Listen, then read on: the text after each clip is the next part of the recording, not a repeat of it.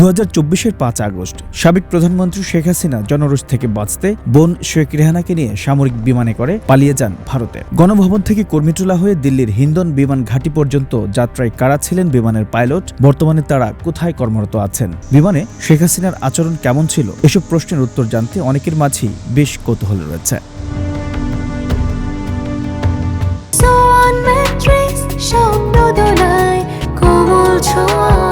ঘুমের জাদু।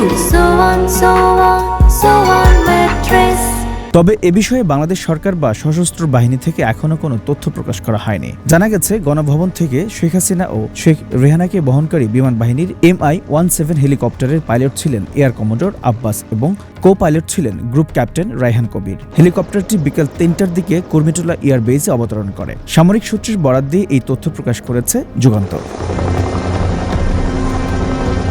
গণমাধ্যমটির সূত্রে আরও জানা গেছে, এই ঘটনার পর এয়ার কমোডোর আব্বাসকে একটি প্রশিক্ষণ কোর্সে অংশ নিতে পাকিস্তানে পাঠানো হয়। কোর্স শেষ করে দেশে ফিরে তিনি বিমান বাহিনী সদর দপ্তরের এয়ার হেডকোয়ার্টার ইউনিটের অধিনায়ক হিসেবে কর্মরত আছেন।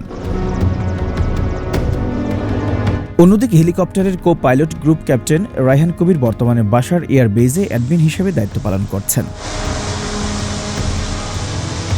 এরপর কর্মীটোলা থেকে ভারত যাত্রা। কর্মীটোলা এয়ারবেস থেকে C-130 জুলিয়েট সামরিক পরিবহন বিমানে ভারতের উদ্দেশ্যে যাত্রা করেন হাসিনা। ওই বিমানের পাইলট ছিলেন এয়ার কমোডোর শামীম রেজা এবং কো পাইলট ছিলেন উইং কমান্ডার মাহফুজ। বিমানটি 5 আগস্ট সন্ধ্যা 6টা 15 দিল্লির হিন্দন বিমান ঘাঁটিতে অবতরণ করে।